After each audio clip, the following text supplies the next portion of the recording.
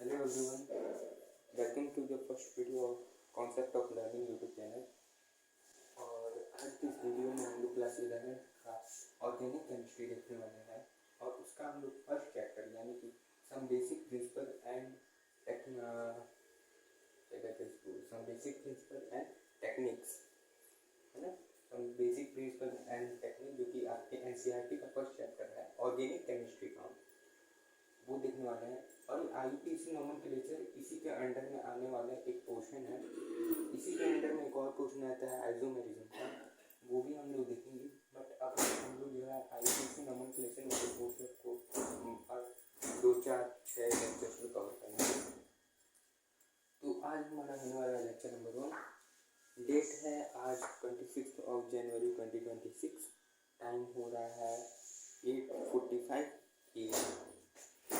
तो शुरू करते हैं लेक्चर नंबर 1 के साथ।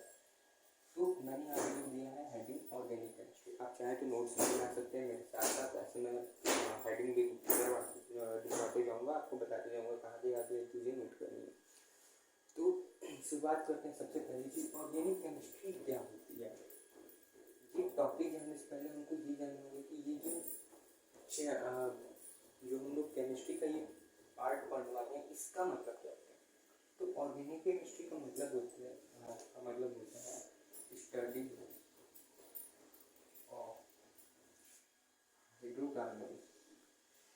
Hydrocarbon and its derivatives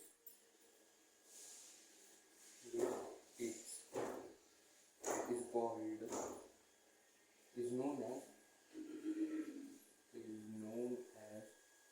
organic chemistry में उसी लिखता हूँ, ठीक है। उसी बोले तो यही ऑर्गेनिक केमिस्ट्री, ठीक है।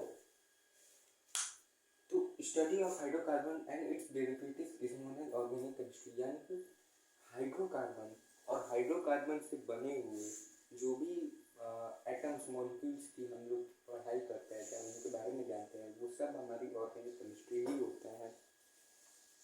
तो अब यहाँ पे टर्म है हाइड्रोकार्बन, तो इसका मतलब क्या होता है। आप यहाँ पे स्टार मार्क करके यहाँ पे देखो हाइड्रोकार्बन।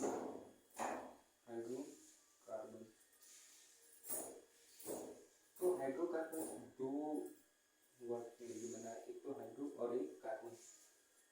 तो हाइड्रो बोले तो हाइड्रोजन और कार्बन बोले तो कार्बन एटम। तो ऑर्गेनिक केमिस्ट्री जब हम हाइड्रोजन और कार्बन एटम्स की स्टडी को करते हैं तो उसी स्टडी को हम लोग ऑर्गेनिक केमिस्ट्री कहते हैं। चाहे हाइड्रोजन एटम और कार्बन एटम से मिलने के बाद जो भी मॉलिक्यूल का फॉर्मेशन होता है, उन मॉलिक्यूल्स की स्टडी को ही हम लोग ऑर्गेनिक केमिस्ट्री ही कहते हैं। अब एक टॉपिक आ जाता है हमारे पास, चाहे मैं इसका एग्जाम्पल दे देता हूँ हाइड्रोकार्बन का आपको। एग्जाम्पल CH4 CH3, यहाँ पे भी कार्बन है, हाइड्रोजन है और कार्बन हाइड्रोजन से मिलके ये एक मॉलिक्यूल बना है। कार्बन है, हाइड्रोजन है, कार्बन हाइड्रोजन से मिलके मॉलिक्यूल बना है, ठीक है। और भी कई सारे एग्जाम्पल्स हैं, बट मेरे ख्याल इन 2 एग्जाम्पल से आपको रिलेट कर ही लोगे आगे आने वाले एग्जाम्पल्स को। तो आगे हम लोग बढ़ते हैं। आगे जो हम लोग का टॉपिक है उसका नाम है होमोलोगस। आगे जो टॉपिक है उसका नाम है हमारे पास होमोलोगस। तो मैं फटाक से इसको यूज करता हूँ और आपको बताता हूँ व्हाट इज होमोलोगस।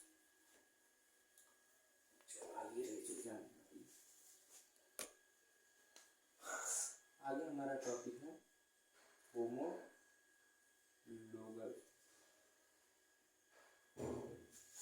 तो होमोलोगस का मतलब क्या होता है। होमो का मतलब होता है सेम। आपने छोटे पर भी सीखा होगा होमो साइक्लिक हेट्रोसाइक्लिक, चाहे मतलब ऐसे बहुत सारी टर्म्स आपने देखे होगी।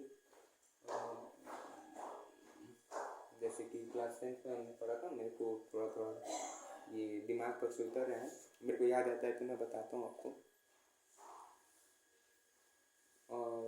तो होमो का मतलब होता है सेम। तो अब यहाँ पे होमोलोगस का मतलब क्या होता है? हाँ, तो होमोलोगस का मतलब होता है कि same functional group,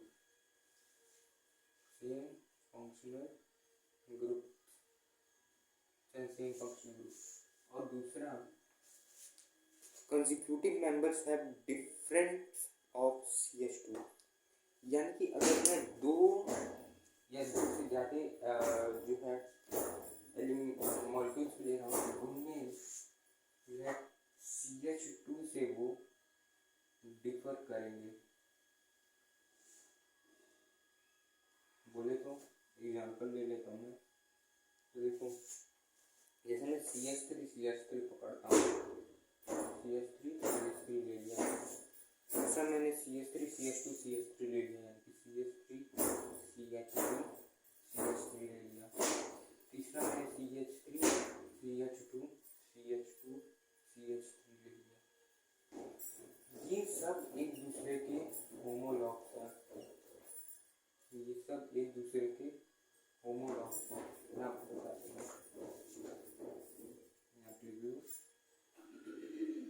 they all are homologs of each other। अगर आपको बोर्ड पे नहीं दिख रहा हो तो मैं बोल भी रहा हूँ, they all are homologs of each other, यानी कि CH3 का भी होमोलॉगस है, ये इसका होमोलॉगस है, ये इसका होमोलॉगस है। मतलब आप एक दूसरे से सभी आपस में होमोलॉगस हैं। क्यों है? अब इन दोनों पॉइंट्स को मैं इससे सेटिस्फाई करवा देता हूँ। सेम फंक्शनल ग्रुप आप देखो, CH3 यहाँ पे भी है, CH3 यहाँ पे भी है, CH3 यहाँ पे भी है, ठीक है। Functional group same. CH2 से डिफर करना चाहिए, देखो यहाँ पे CH2 नहीं था, लेकिन यहाँ पे एक CH2 आया, डिफर हुआ CH2 से CH3 मॉलिक्यूल।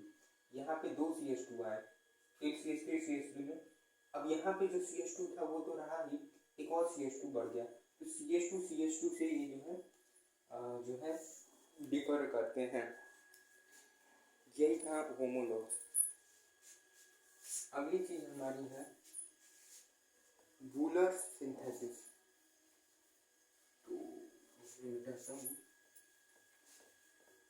और लिखते हैं वूलर सिंथेसिस।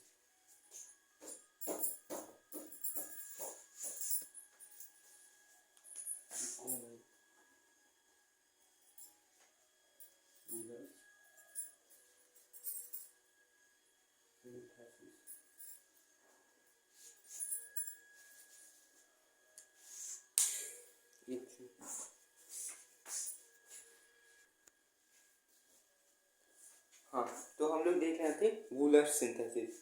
तो वूलर सिंथेसिस क्या था? पहले तो मैं आपको ये बता दूं कि ये ऑर्गेनिक केमिस्ट्री के आप एक से कह सकते हो फाउंडर हैं, यानी कि मतलब फाउंडर नहीं, डिस्कवरर कह सकते हो, जिन्होंने ऑर्गेनिक केमिस्ट्री को पहली बार इंट्रोड्यूस किया था। अब मैं इनके बारे में थोड़ा सा बताऊं तो वूलर एक साइंटिस्ट थे, मेरे को उनका नाम नहीं याद आता, उनके स्टूडेंट थे। तो इनको जो है इनके जो प्रोफेसर थे, यानी कि इनके जो टीचर थे, उनका ये मानना था कि कभी भी एक इनऑर्गेनिक कंपाउंड से कोई ऑर्गेनिक कंपाउंड नहीं बन सकता है। लेकिन उनको इन्होंने गलत साबित कर दिया और इन्होंने एक ऑर्गेनिक कंपाउंड बना दिया। और वो कैसे बनाया मैं आपको बता देता हूँ। तो वूलर ने NH4 ध्यान से देखिएगा, NH4N CO नेगेटिव, इसको हम लोग पढ़ते हैं अमोनियम साइनेट। इसको जो है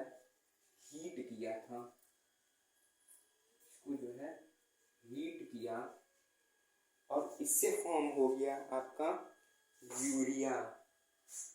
इससे फॉर्म हो गया आपका क्या, यूरिया। और यूरिया क्या है आपका एक ऑर्गेनिक कंपाउंड है, और यूरिया आपका एक ऑर्गेनिक कंपाउंड है। अच्छा मैं आपको थोड़ा सा और डिटेल बताऊं तो ये जो वूलर के जो प्रोफेसर थे इनका ये मानना था कि मतलब जो है ये सारी चीज़ें जो हैं ये बन नहीं सकती, ये सब जो है मतलब जो है कुछ सुपर नेचुरल जो यानी कि कह सकते हो भगवान है उनके वजह से एग्जिस्ट करती हैं। तो ऐसा कुछ उनका जो है मिथ था जो कि उन्होंने बर्स्ट कर दिया।